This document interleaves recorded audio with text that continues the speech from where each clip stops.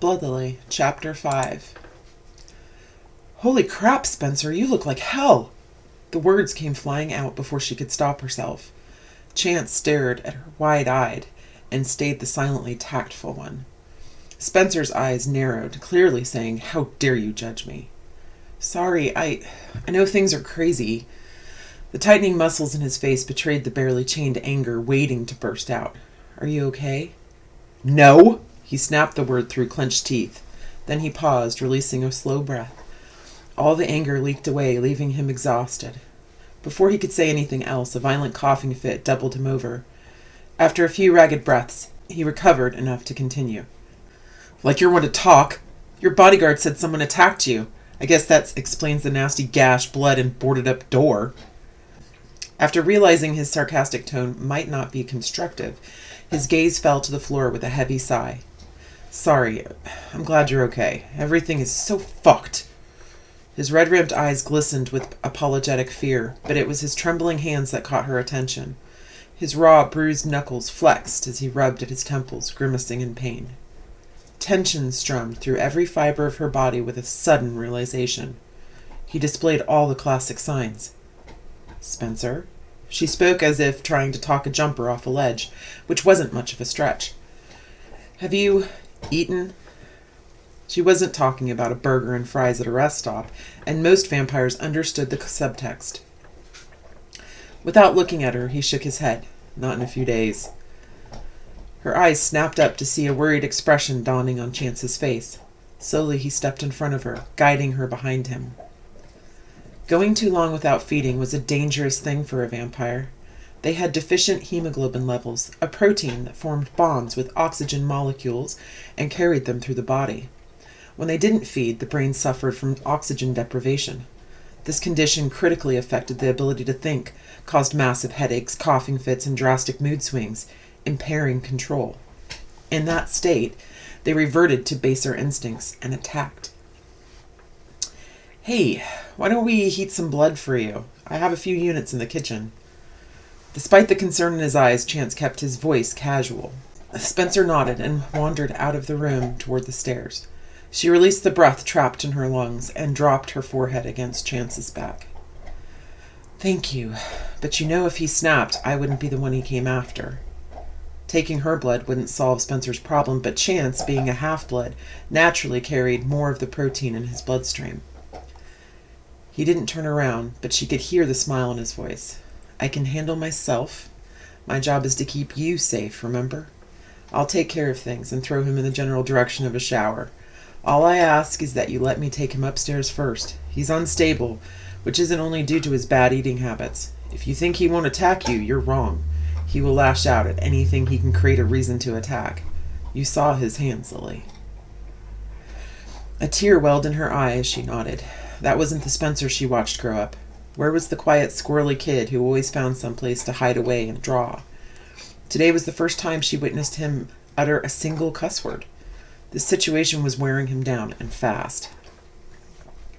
Once Chance had her cousin sitting at the kitchen table with a warm mug, she crept out the front door and made her way to the car. While pulling out a fresh pair of jeans and a lavender t-shirt, the aluminum tin dug into her side. They didn't have the time or privacy to examine the contents, and until they did, she wanted to keep things under wraps. Spencer could be a target, and he didn't need a bigger bullseye on his back. She needed someplace safe, someplace no one would search. That ruled out the bags, so she tugged them out of the trunk. A circular inspection of her surroundings helped her ensure no one was watching and gave her time to think. Nothing set off alarm bells. The only thing that stood out was the neighbor's flat tire on their orange SUV. That was it. In a moment of inspiration, she pulled open the spare tire hatch, unscrewed the lug, and slid the little box under the tire. After meticulously putting everything back in place, she scooped up her clothes and jogged back into the house. The boys continued talking in the dining room, and to her surprise, they both sounded friendly. She stole a peek around the corner to see her cousin staring down at his mug. The slight nod of Chance's head as he spotted her indicated Spencer was doing much better. A weight lifted from her shoulders, and she breathed a sigh of relief as she crept back down the stairs. Peeling off her blood-caked shirt proved difficult since the thing clung to her skin like tape. The divine bliss of the shower eased her stress right up until she stuck her head under the hot water. As soon as the powerful spray pelted against her bruised head, she flinched back so fast she almost fell over. By the time she finished carefully washing her blood-crusted hair, the water was cold.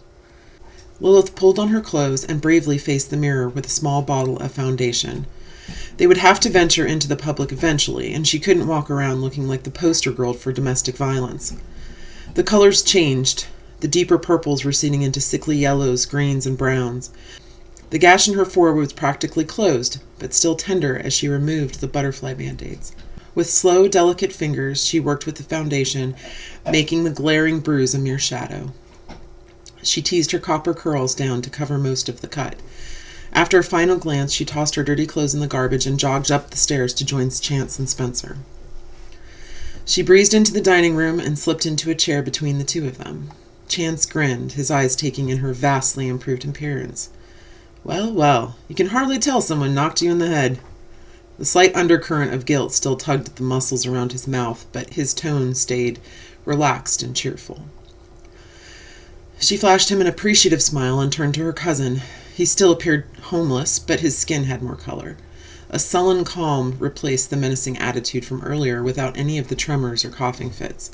Physically he was better, but emotionally still a wreck. He clung to the dark blue mug like it was a lifeline, preventing him from falling off the world. Have you slept at all? She kept her voice soft and comforting, filled with a deep well of sympathy. First, someone abducts his father, leaving only an ominous blood trail. Now he couldn't get a hold of Mariah. In his situation, the last thing she'd do is sleep. However, Spencer's ability to function was critical since they had little else to go on. He glanced up, his eyes still bloodshot and full of misery. Tremendous guilt pulled at every muscle in his body. How am I supposed to sleep? I should never have. You saw the blood. This is my family. His voice broke with the raw emotion shredding him from the inside. His wounded hands flexed, cracking the scabs as blood welled around them. Lilith reached out and patted his arm in genuine empathy. What happened to your hands? Spencer gazed down like he didn't recognize them. He flexed his hands again and stared at the seeping scabs while guilt and shame washed over his face. I tend to punch things when I'm angry. Concern tainted her smile as she nodded. The last thing she needed was both Chance and Spencer losing control. Still, she understood the impulse. I'll do everything I can. Can you tell me what's been going on with you, Mariah, and your dad? Anger flashed across his face in an instant, eyebrows drawing together, lips narrowing. They gave a split-second warning that allowed her just enough time to duck as he threw the coffee mug across the room. He surged out of his chair, which clattered to the ground. The coffee cup shattered, leaving bloody remnants dripping down the wall. What the fuck is that supposed to mean? He spat the venomous words as she jumped back. Chance moved with no hesitation. In one smooth motion, he yanked Lilith behind him and held his hands up in surrender. Whoa, calm down. We are not the enemy, Spencer. She is trying to figure out what happened and why anyone would want to hurt the family. That's all. She tried to move past Chance, but he dropped his hands and held her still behind him. Trying to peek around his shoulder was easier said than done, since her 5'9" was no match for his 6'3". Tight-lipped, Spencer pulled his chair off the floor, slumped down into it, and leaned forward on his arms. Christ, I'm sorry. His breath came in quick huffs, but this time it wasn't due to low oxygen. Stress, coupled with a lack of sleep, had him on edge, exhausted. He rubbed his hands over his face and released a heavy sigh. Damn it, I haven't slept in 3 days, and I've done nothing but drive and make phone calls to find dead ends. This time she moved Chance's hand away when he tried to stop her. I'm sorry if that came out wrong. You should try to sleep. Chance and I found some research in the office. We can go through them while you rest. Spencer opened his mouth to protest, but then nodded. You're right. I'm not doing anyone any good in this condition. I'll get some sleep. Then we can grab dinner and share what we've got. A forced smile stretched his thin lips, but at least he tried. Spencer scanned Chance with a calculating stare in a typical testosterone-based fashion. You move pretty fast for a half-blood. His eyes darted from Chance to her and back so fast that she almost thought she imagined it. If you're as protective with Gregor, I can see why he keeps you around. Chance nodded mutely, upholding the unspoken man etiquette to acknowledge compliments, even backhanded ones. That was the reason she didn't spend much time with Spencer growing up. As a kid, the few times he left the safety of his hermit hut, he came off as snobby and elitist. In a way, he began preparing for his job as an art dealer at an early age. Spencer moved sluggishly from the chair without another word and stumbled through the kitchen to the small bedroom. Once the door closed, Chance whispered, "He's a real charmer." Spencer is exhausted and still recovering from withdrawal. He turned and frowned down at her. "I hope so. If he's a raving lunatic going over the edge, he'll be more harm than help.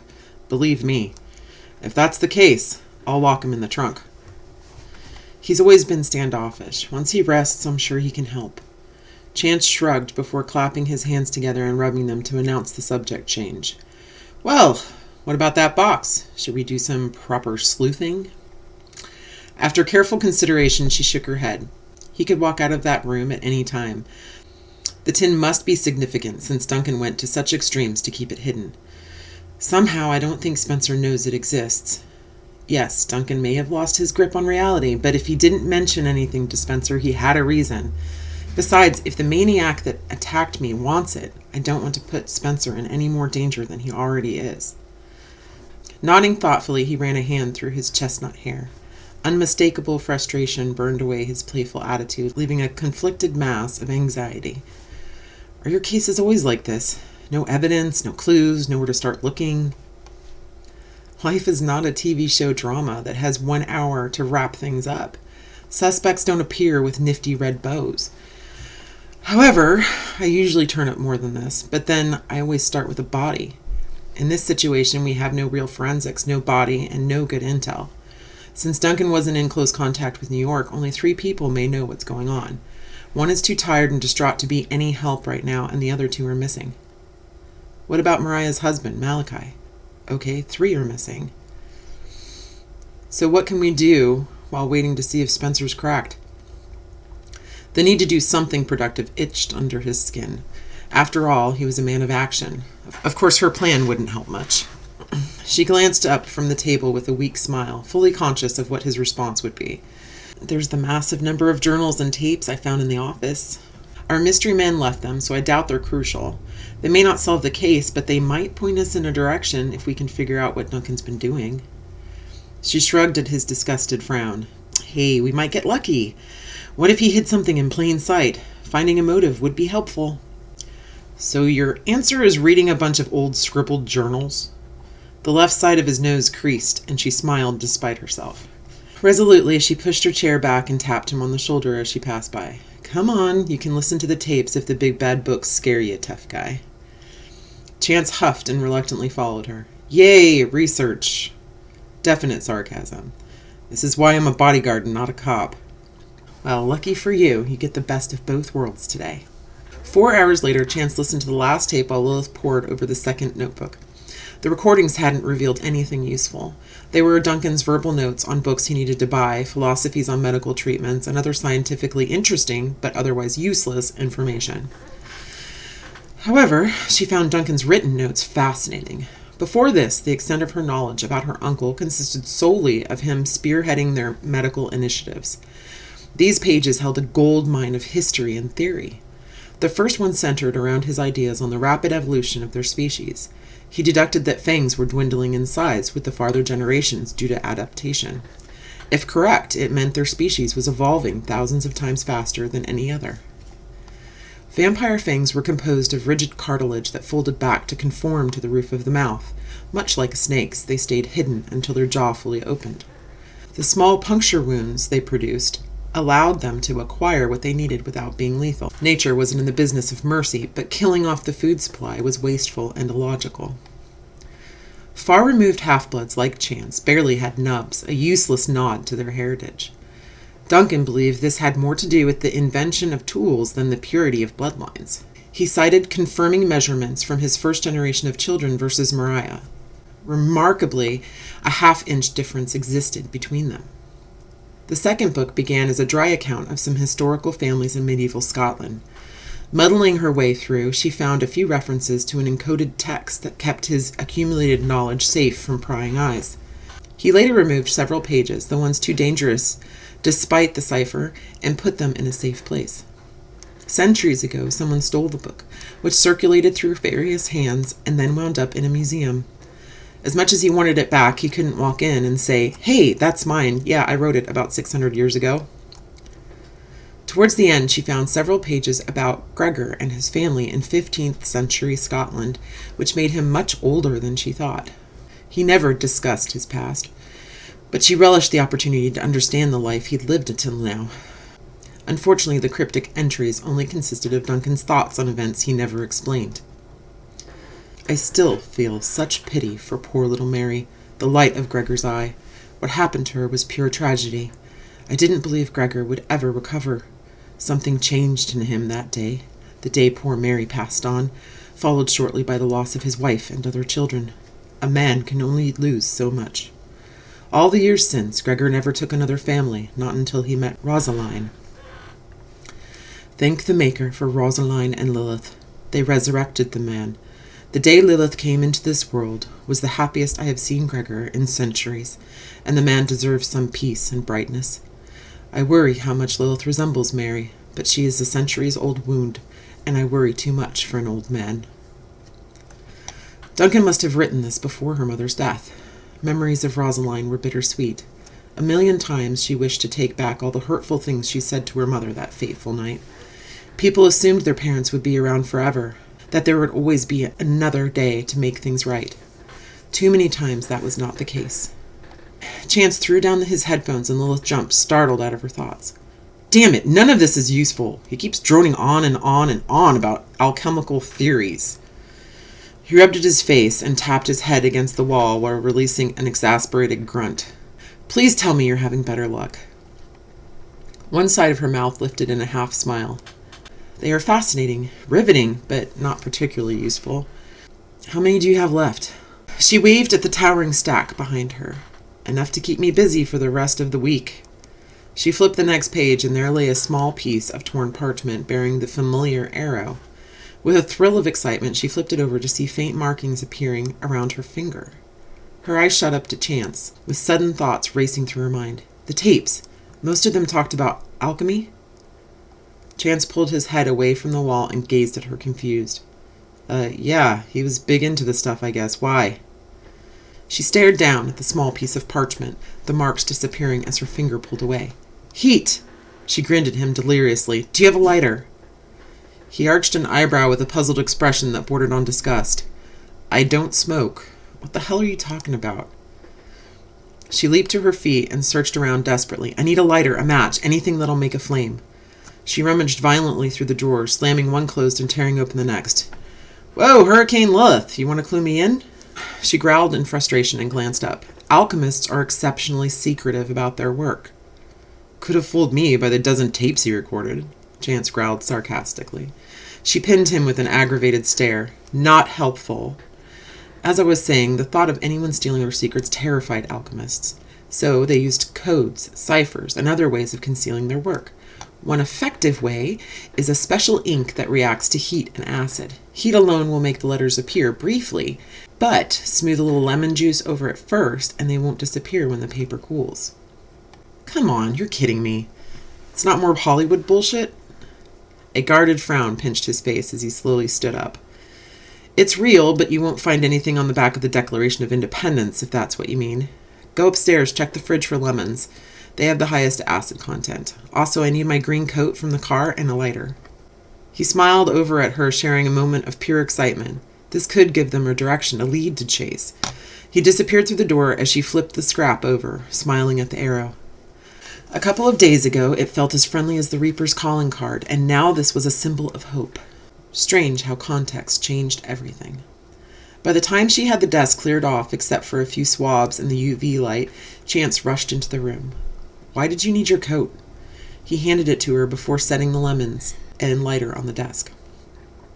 She dug through her pockets and came up with the envelope. This is why. She held it up next to the torn slip she'd found in the book. Same arrow. He frowned and stepped back against the wall. Where did you get that? While leaving my apartment to meet you and Gregor, the guard stopped me. Someone dropped this off at the security desk during the day. I forgot about it until we found the arrow inside the drawer. You got a cryptic envelope and forgot? Does that happen often? A typical Tuesday night in the life of Lilith? Chance crossed his arms over his chest and watched her ambivalently. Ignoring his icy stare, she laid each piece out delicately. Then she focused on cutting the lemons, soaking the swabs, and dragging them over the paper.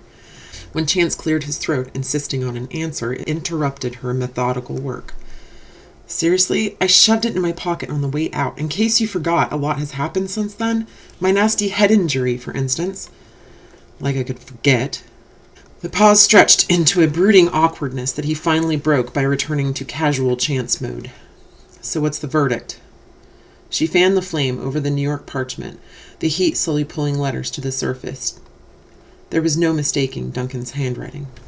Lilith, if you are reading this, then you are as brilliant as I always thought. Things are dire. I'm sending word to Gregor, but I'm unsure if my ruse will be successful. As hidden as this letter may be, I cannot take the chance it might be intercepted, so I will only say that the past has come back for us.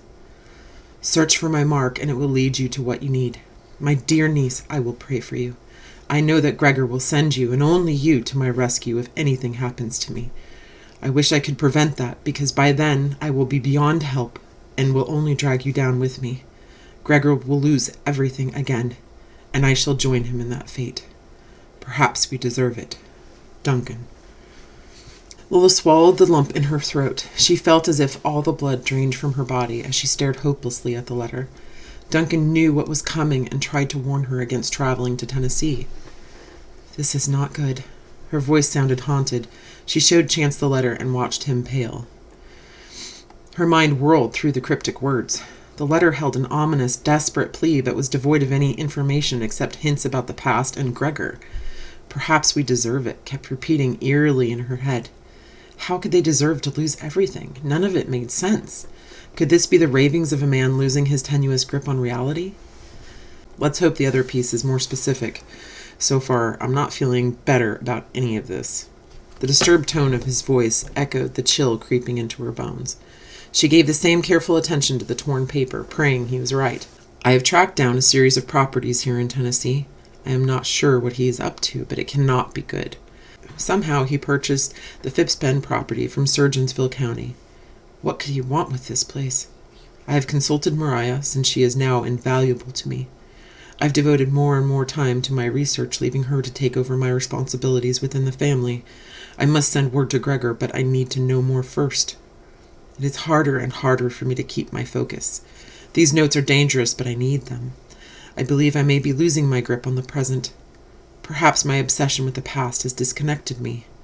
I only hope that Mariah and... The torn parchment abruptly ended Duncan's thoughts of the future. Gregor mentioned her uncle becoming more reclusive, but she doubted he understood the extent of his brother's despair. Her poor uncle. With a heavy heart, she handed the page off to Chance. He sounds so sad, like his entire life is coming to an end. The slight upturn of his chin as he read through the journal entry said volumes. He picked up on the sorrow in the note as well, and something deep down echoed those feelings. I should leave Gregor a message, she whispered as she dug the phone out of her pocket. The message light flashed a brilliant blue. A few clicks later, she was glancing over the report from Alvarez on a homicide. She forgot his request to consult on the case, which was violent, judging by the transcript. An unknown assailant tortured the victim for several hours with no ID found on the scene and no forensic updates.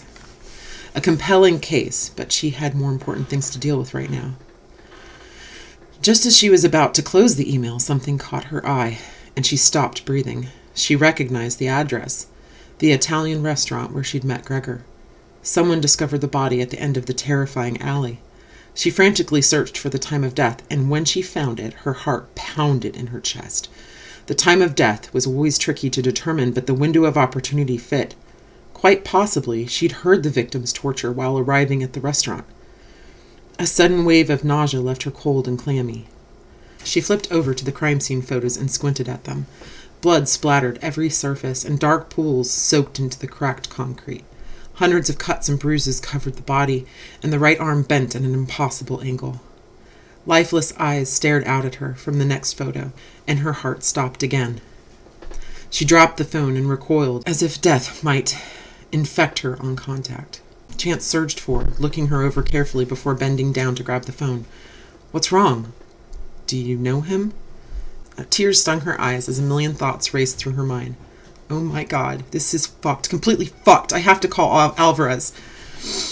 Chance frowned and peered closer at the photo. "Lily, who is this?" Ignoring him, she grabbed her phone and dialed her partner. He didn't pick up until the fourth ring. "It's Lilith. Yeah, that case you sent? I have an ID for you." Her eyes found Chance, knowing she couldn't hide her sadness and despair.